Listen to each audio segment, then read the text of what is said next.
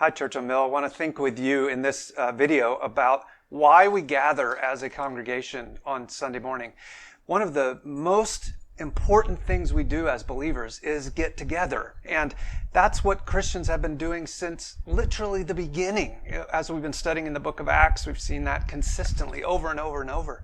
Why is it that Christians across centuries and across cultures have gathered in order to worship God together? Well, there's probably more reasons than we could ever cram into a 2 to 3 minute video, but some of the major ones are we gather because God is worthy of glory. And as we assemble and as we do the things the Scripture instructs us to do as we're gathered, then God is ascribed, or he's recognized as who he is.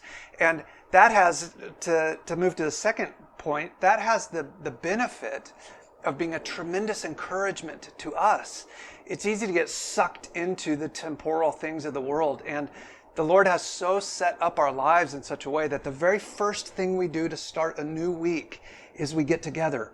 And as we worship God together, as we glorify him, we're reminded of what a great God he is.